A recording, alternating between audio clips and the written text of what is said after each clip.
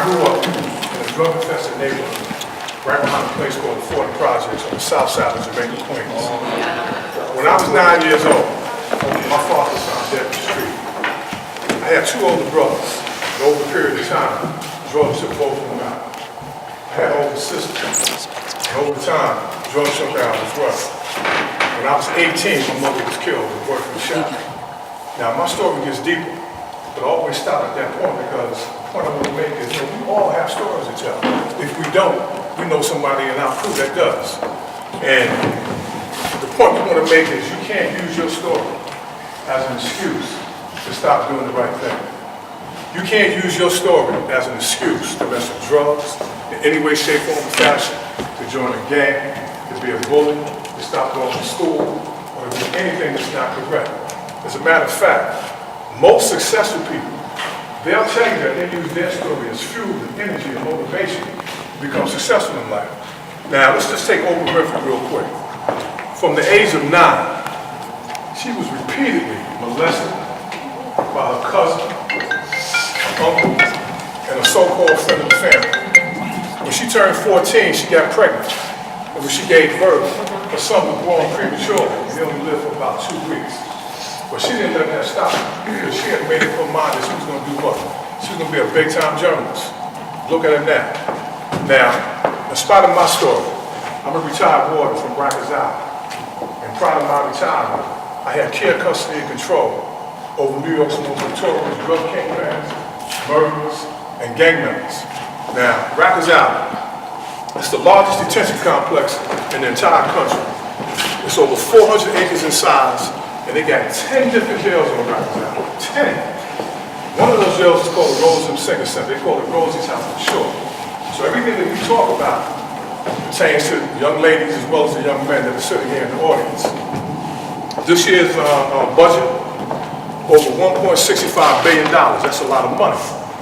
And last year, over, I guess 60,000, but over 63,000 people came through Rikers Island. 63,000. And that's just from the 5 boroughs in New York City.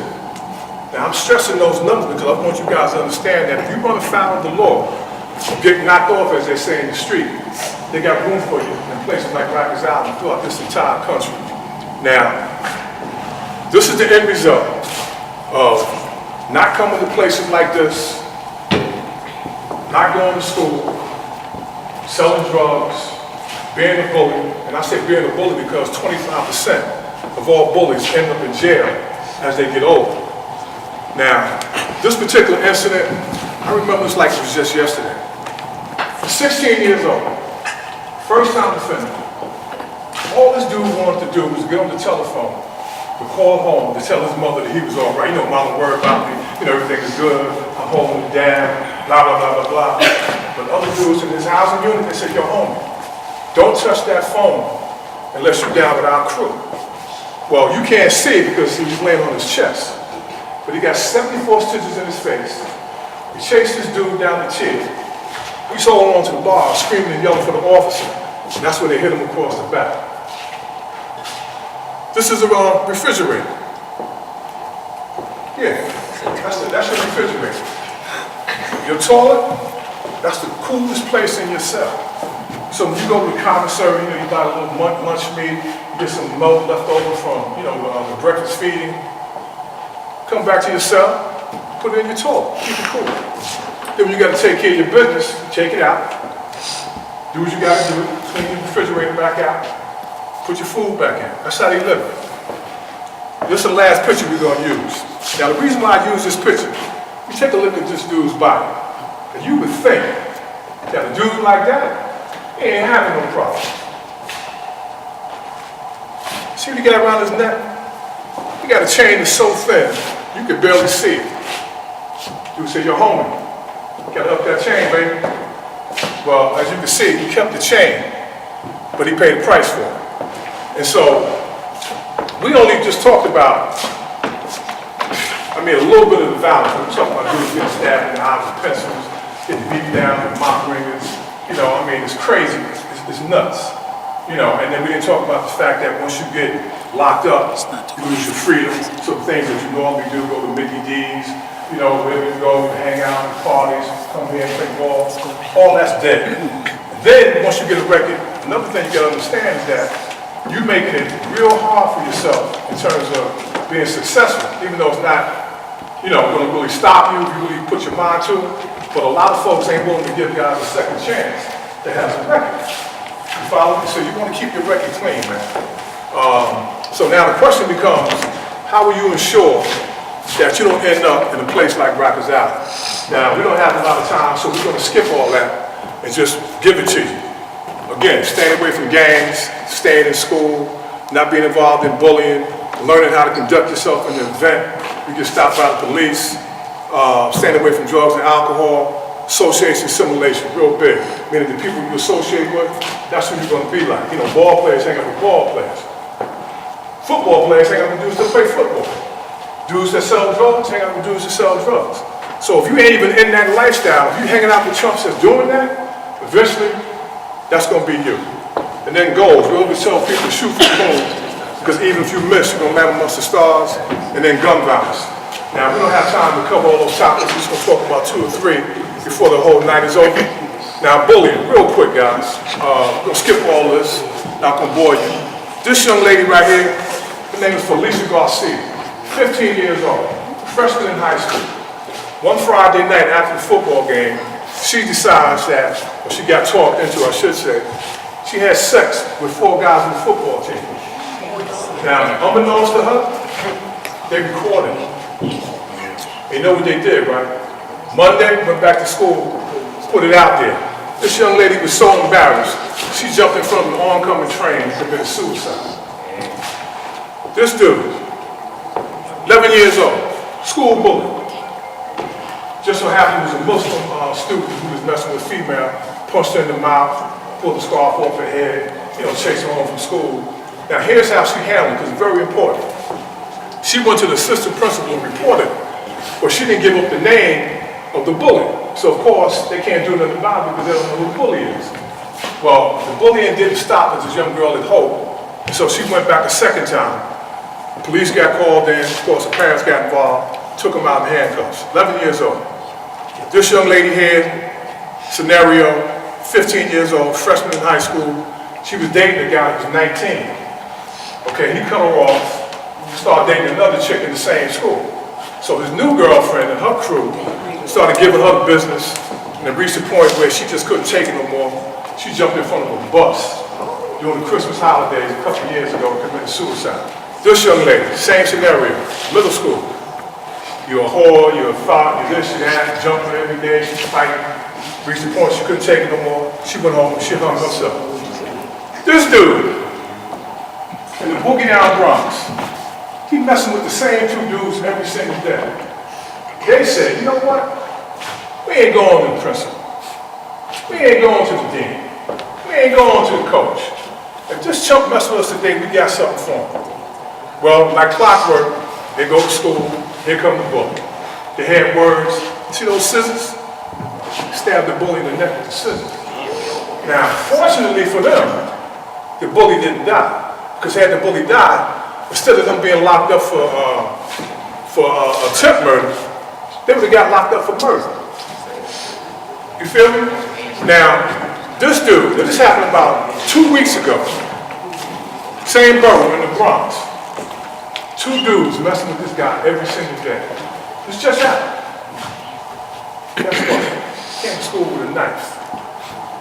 Dude stepped to him, stabbed them both up. One dude died, other dude, hospital, critical condition. Don't know if he's gonna live or die. Gets locked up for murder. So that's the difference between handling it yourself and letting somebody, you know, trusted adult take care of some of these issues for you. You know, we really gotta know how to handle these things. Now I'll share a real quick story with you. We'll move on to a different topic, and my man's gonna speak to you in a couple of seconds, and I'm gonna come back on. It was a Friday. This guy's name is Mike. He's going home from school, he's thinking to himself, hey, it's a freaking weekend, I got a party to go to, I got a basketball game to play in, I'm gonna have some big fun, as the kids say. Then he looked out ahead of him, and he saw another dude from the school, with all these books on his arm. He thought to himself, this guy gotta be a big time nerd, man. A Friday, you gonna be studying like that? Then as he completed thinking that thought about 6 guys from the same school was running towards the guy with all the books on his arms. So as they approached him, they bumped into him, knocked him down, books went that way, glasses went that way. It wasn't pretty. So as Mike approached, he said, yo, man, be shorty alone, man, that's my man. He put his hand out, put his head, gave him a pound, and then kept walking. He didn't know him, but that's what he said, that's what he did. So as he's helping this guy out with his books, his name is Manny. He said, yo, man, I've never seen him around here before, man. You new to the school, new to the neighborhood? So he's out there, he goes, he lives right around the corner from Mike. So Mike said, listen, man, come hang out with me and my crew this weekend. Got a party to go to, basketball game playing, all the cutie spots from the school gonna be there. Man, yo, man, we have some big fun. Long story short, Manny took Mike up on his offer, and they became the best of friends all through high school. On graduation day, Manny was the valedictorian. And so when he went to the podium to begin his speech, he cleared his throat, and he started out by saying that this is going to be a time when the valedictorian thanks to, his parents, his coaches, his teachers, his older brothers and sisters, to help him get to this point in his life, he's going to college to pursue his dreams. He said, I want to take this time to tell you how important it is to be a great friend. Not a good friend, but a great friend. Then he proceeded to tell a story about how one Friday, he was going home from school to do the unthinkable. He was going home to commit suicide because he was tired of being picked on. He was tired of being disrespected. He was tired of being bullied. He said, but it took 6 words to save my life. Leave Shorty alone, that's my man. He went on to say that the reason why he had all of his books was because he wanted to spare his mother, the pain and the hurt of being called up to the school to retrieve all of his property. And it was at that moment that Mike realized that you can never underestimate your actions in terms of what you do, what you don't do, in terms of what you say and what you don't say. When you see somebody being disrespected or bullied. So, I guess the moral to the story is this, gentlemen. Whenever you see somebody being messed with, you guys got to step up and say something, because you dudes right here, I can tell by looking at you, you guys are the jocks. You guys got weight. Dudes, you guys are leaders, man. Guys are following you. All right, so that's what you got to do. Now, real quick, and then I'm going to sit down. Association assimilation. You know what that means? People you associate with, that's what you're going to be like. Now, if you could pick anybody on this slide to hang out, who would you choose? Steph.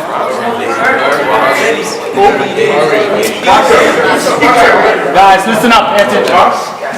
Because what? Because he's nice. Okay, so there's a reason why people want to hang out with him. What about this slide here? I wouldn't choose Yo, you guys want to hang out with no girls? My guys are straight. Quiet down, guys, quiet down. You can play. Listen up. Play for any team of your choice. What team would you be? Okay. Check it out, guys. Check it out. In real life, Joe, this is the moral to that story. In real life, right here, tonight, you can pick your own team. You can choose to be with people who are doing the right thing and people who are not. It's really just that simple. Now, Herman, I can't hear. How's everybody doing today? By show of hands, how many of you think you'll be sitting in prison for selling drugs for over 20 years in the next 10 years? By show of hands. How many of you think in the next 10 years you'll be sitting in prison with a 20-year sentence for selling drugs? Quiet down, guys, please. Come on.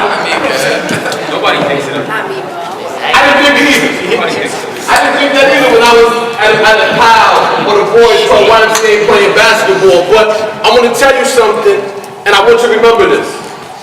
A person's opinion of you does not have to be your reality. I'm going to say it again. A person's opinion of you does not have to be your reality. Now let's fast forward. Because if I allowed that to happen, I would not be standing here today. I would be continuing to serve my 20-year sentence that just got released from 5 months ago. And only reason why I was released was because I didn't allow everybody to say because I'm a convicted felon, because I'm a drug dealer, because I grew up in the hood, that would be my life, the totality of my life. Because I once was sitting when you were sitting. I once played basketball, I was going to play football, I had scholarships and everything, but I chose the wrong team. I allowed drugs to dictate my life and where I want to get in my life. Because a lot of times what happens is this. We don't see the hard work, or the things that go into drugs. How many's got drug dealers out there going to see them? Driving the nice Benzes, new Lexuses, all that. But guess how fast? But how long does it last? Some of them rob bikes. Some rob bikes too. So, see what I'm saying? I want you to get a lesson in thinking, because guess what? Sometimes it's better to get a job. Sometimes it's better to play a sport. Because all the Benzes I drove, guess what? It didn't equate to the 20 years in prison that I did. And when I'm gonna hand a picture, I want y'all to pass it around, because I want you to see what I missed from prison. This is me right here when I first got assistant with my daughter, right? This is her graduating in June. I missed her entire life. I missed her basketball games. I didn't teach her how to ride a bike, parent-teachers conferences and all that. We don't really understand how serious this game can really be. People's opinion of you dictates your life. You might have that one teacher, that one friend that do this, do that. And what happens when you do that, you set up your life. You don't think you're here, but one choice that you make, one bad decision, they have you in prison for 20 years. Just like that, your whole entire life can change. And the reason why I'm adamant and I'm here today is because I realized that somebody would have never told me that. We didn't have people coming and talk to us, in these senses. All it was to play the ball, when you get out the ball, guess what? It's back into the streets. You have an opportunity to actually change your life and do bigger and better things. And that's why Brody and I are here today, because we feel obligated to make sure that we give back. It's part of my passion and my purpose in life to make sure that I teach young black men that guess what? These are traps that are set up against us. You may not realize, but as you sit here, there's being laws being made to help you get back in prison, help you get into prison. I did 14 years and 3 months. And by the time I left, the people that were coming in were getting younger and younger and younger. I went from calling people OG to being called OG. I didn't come in like this. I had a full head of hair, braids down to my back, the glasses. I'm swagged out, I'm doing me. Next thing I know, I'm coming home bald and gray. Swagged out. But what I want to do is that I'm going to take too much time, but I want you to understand that how important it is to stay away from drugs and negative people. A lot of us see success, but guess what? You got the wrong roadmap to get to success. It's like trying to get to Miami, but you got a map of Texas. No matter what, you're going to punch in a destination success, but you're just not going to get there because you don't know the right roadmap. So what roadmap are you going to buy into? That's what I asked you, and I'm going to leave you with this. Remember this, a person's opinion of you does not have to be your reality. Thank you.